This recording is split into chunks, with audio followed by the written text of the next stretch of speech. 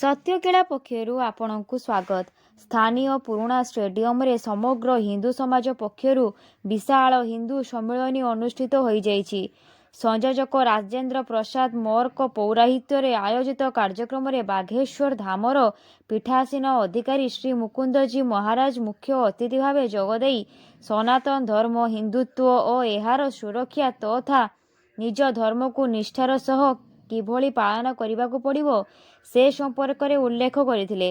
निज धर्म को ठीक भावे बुझिबा पई गीता महाभारत वेद को भल भावे पढ़ी एहार सारमर्म को निज जीवन रे कार्यकारी करने को परामर्श देथिले।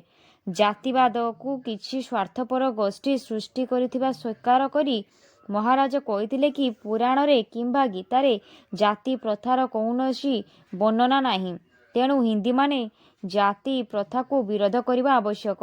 अन्यमानक मध्य आचार्य विजयजी राष्ट्रीय स्वयंसेवक संघर पूर्व प्रांत गौसेवक प्रमुख शांतनु माझी और पिंछाबणिया गुरुकुल समाजर प्रतिष्ठाता आचार्य विनयजी प्रमुख उपस्थित रही। सकाळे एक कलश यात्रा बाहरी नगर परिक्रमा करी पुराणा स्टाडियम रे पहुंचीथिला। मंचरे सांस्कृतिक कार्यक्रम छात्र छात्री माने परिवेषण करथिले। धन्यवाद। आनंदी किए श्यामानंदी किए राधावल्लभी किए शैव किए वैष्णव किए सौर आपण चाहूचंती जदि मु कथा बंद कर देबी ताहेले आपण गपंतु, नचेत दया करिक समय दियंतु। फूल तोड़ा दियंती काहाकू फूल तोड़ा दियंती ना, गोटे गिफ्ट दियंती फूल तोड़ा स्वागत करा जाए।